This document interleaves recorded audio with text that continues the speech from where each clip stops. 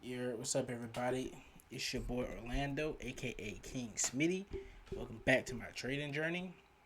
Um, and before we get started, go ahead and hit that like and subscribe. I'm trying to get up to 500 subscribers. Hit the notification bell so that way, whenever I drop a video, you are notified of it.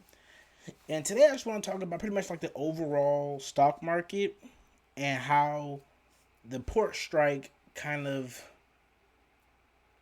play into that, right?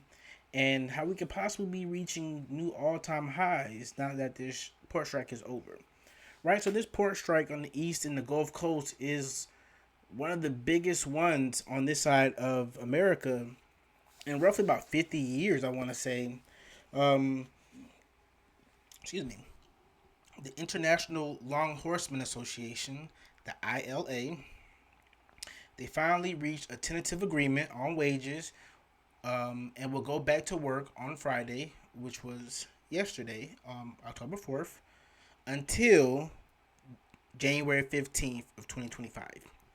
Um, at that time, they will return back to the bargaining table to negotiate all other outstanding issues. I am not fully aware what the other outstanding issues are, but we have a tentative agreement. They are going back to work, and the stock market like that, right? They were saying like things like this port strike that they were doing, if it were to continue, could cost the U.S. economy billions of dollars each day, which will hurt American businesses and workers and consumers across the country, especially small businesses and especially those in the middle class and the lower class, right? And this East Coast and the Gulf Coast, they were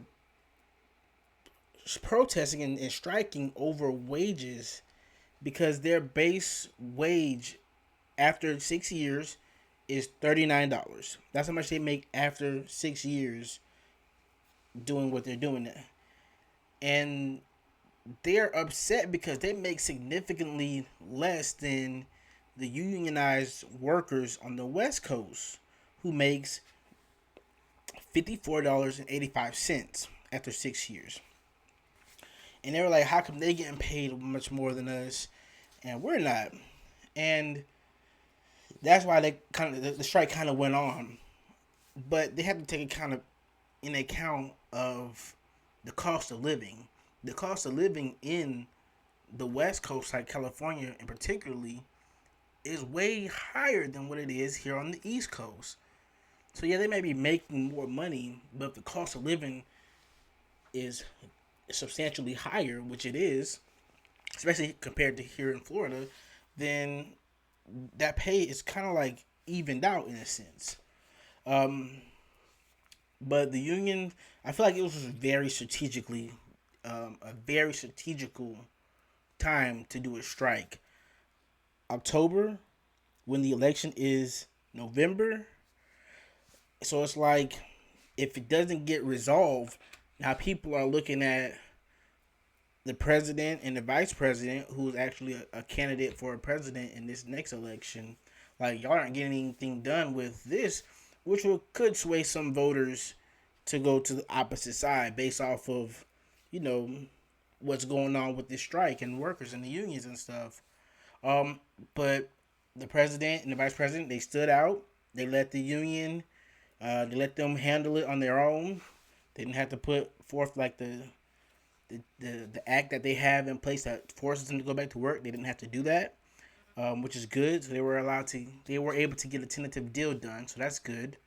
Um, the agreement, which they announced on Thursday, includes a wages hike of around 62% increase over the next 6 years, which is great because a lot of jobs are only getting like a four, or not even a four, like a 2% increase year over year, when inflation is like 5 to 6% this last 2 years, right? So they definitely got kind of what they wanted. Hopefully in January 15th, everything kind of goes smooth. There's no other strike or threats of strike. If it is, at that point, whoever wins the presidential election, They have to handle that if it's not handled in a according time, because America's economy is so big that if we're shutting down, now we're affecting other economies of the world. Same thing with the interest rates. When it is hitting us hard, a lot of these other countries was getting hit even harder, right? So we're gonna take a look at these charts. Here we go, and I'm mostly focused on the S&P 500, right? And I want to show you some stuff. Let me see if I can get a finger. Boom. So right here,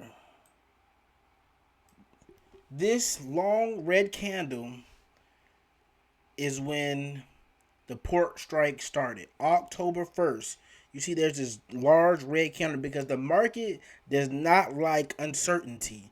And that was some bad geopolitical news, right, for the stock market. So not everybody's panicking. They're buying toilet paper like, oh, we don't want to, they're finna hike the prices up, even though toilet paper is made here in America.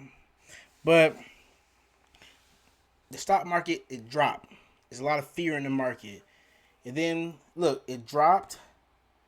It kind of did a dead cat bounce, which means if you ever seen a dead cat, a cat get hit by a car, it hits the ground, and then it jumps up, and then it hits the ground again. So you can see it hit the ground, it kind of came back down, it rose up, and then you can see, let me see if I can get a trend line going on. It steadily dropped. Boom. Right? So it steadily dropped. And then on, I need one going up. On Thursday night, October 3rd, they reached an agreement, and everybody had to go back to work October 4th, which was Friday. And then you can see right here. Boom. So this blue line I made is a resistance line, right? So if you're doing some trading and not investing in this aspect, once it broke resistance, because you can see beforehand, it couldn't get above that line. It tried and came back down, tried and came back down. Once it broke resistance, it gapped up all the way up to here. And these are 1 hour candles. So each candle is an hour. So once it gapped up, it started to drop. The price started to drop. And then you can see it came back down to the resistance, which is now support.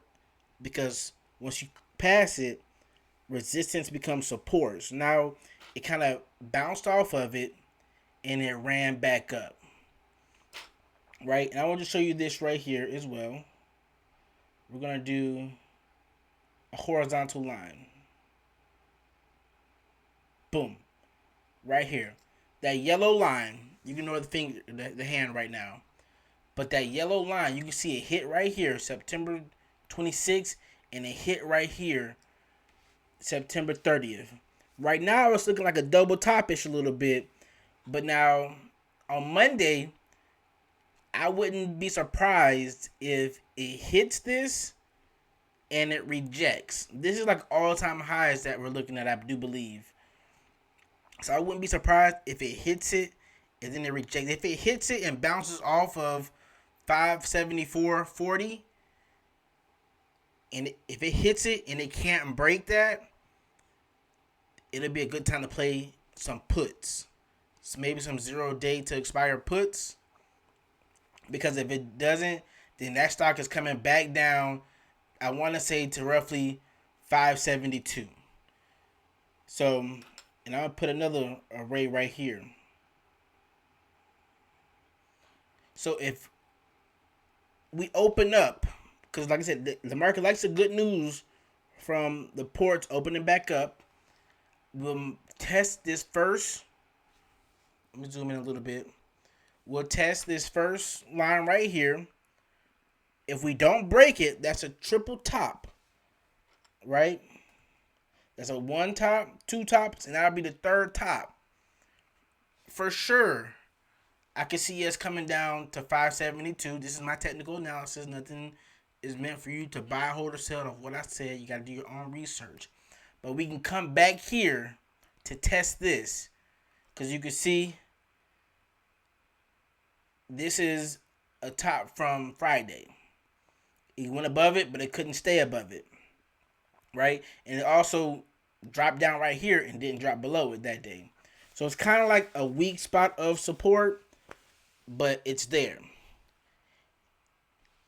If it breaks above 574, I don't know where it could go. There's no, it's like I said, this is all-time highs, so it could definitely run for a little bit, especially since September is one of the worst months to buy stocks because on average it goes down.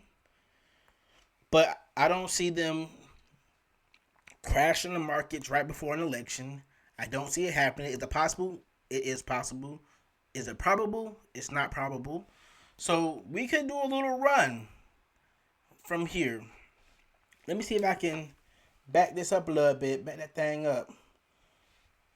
Yeah, this could do a little. You can see right over here is a double bottom.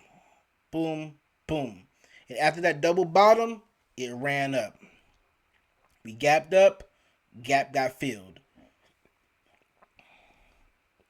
And if we reject that 574 and then we fall through the support for 572, we can easily come back. I'm going to say right here to 568. 570 is going to be a line of support as well because even number, people like even numbers psychologically. But 568, 66 exactly, could be a nice spot of support. Because if you see over here, it couldn't get above. September 20th, it couldn't get above it. September 23rd, we came back. We really couldn't get beneath it. Right? It came back over here. September 25th, we almost got close to it. No. Over here, September 30th, it touched a few times. And then it kind of went up and down in this area a little bit. But that's when we had the uncertainty of the port strike. But now the port strike ended. It gapped up, and look at it. It stopped right there. The next hour, it stopped right there. The next hour, it stopped right there, and then it ran up. So if it falls, if we fail to capture 574, we'll drop down to 572. 572, I will look to see if it bounces and go back up. If it goes back up, I'm buying calls for 574, maybe 575. But if it falls through 572, I'm buying puts for 568. That's just what I see. That's my technical analysis. Love it, hate it. That's just what I got. Let me know in the comments what you think about the ports and how you're going to navigate with this stock market. I appreciate y'all.